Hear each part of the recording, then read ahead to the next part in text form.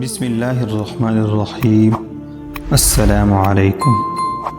پرانے زمانے میں بنی اسرائیل کا ایک بادشاہ تھا جو کافر ہونے کے ساتھ ساتھ بہت ظالم بھی تھا، جو لوگوں کو خنزیر کا گوشت کھانے پر مجبور کرتا تھا، اور جو آدمی انکار کرتا تو اسے سخت سزائیں دے کر ہلاک کروا دیتا۔ پھر اس زمانے کے سب سے بڑے عابد کو بادشاہ کے پاس لایا گیا۔ لوگ اس عابد کے مرتبے اور فضیلت سے آگاہ تھے۔ لوگ نہیں چاہتے تھے کہ اس عابد بزرگ کو بادشاہ کی طرف سے کوئی تکلیف پہنچے۔ چنانچہ ایک سپاہی نے عابد سے کہا کہ آپ مجھے ایک بکری کا بچہ ذبح کر کے دے دیں۔ جب بادشاہ کہے گا کہ اس عابد کے سامنے خنزیر کا گوشت رکھے تو میں وہی بکری کا گوشت آپ کے سامنے پیش کروں گا۔ بادشاہ یہ سمجھے گا کہ آپ نے اس کی خواہش کے مطابق خنزیر کا گوشت کھا لیا، اور اسی طرح آپ بھی ہلاکت سے محفوظ رہیں گے۔ عابد نے بکری کا بچہ ذبح کر کے اس کا گوشت سپاہی کو دے دیا۔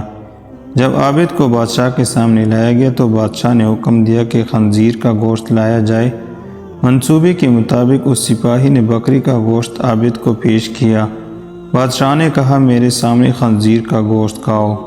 عابد نے کہا میں ہرگز نہ کھاؤں۔ یہ سن کر سپاہی نے اشارے سے بتایا کہ یہ وہی بکری کا گوشت ہے جو آپ نے دیا تھا، آپ بلا جھجک کھا لیں۔ لیکن عابد نے بادشاہ کے سامنے وہ گوشت کھانے سے انکار کر دیا۔ ظالم بادشاہ نے سپاہیوں کو حکم دیا کہ اسے قتل کر دیں۔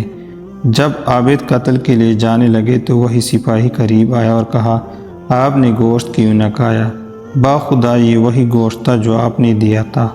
عابد نے کہا ایسی کوئی بات نہیں، بلکہ میں اس بات سے ڈر گیا تھا کہ لوگ میری وجہ سے فتنے میں مبتلا ہو جائیں گے، کیونکہ جب بھی کسی کو خنزیر کا گوشت کھانے پر مجبور کیا جائے گا تو لوگ کہیں گے فلاں عابد نے بھی تو مجبور ہو کر حرام گوشت کھا لیا تھا، لہٰذا ہم بھی کھا لیتے ہیں۔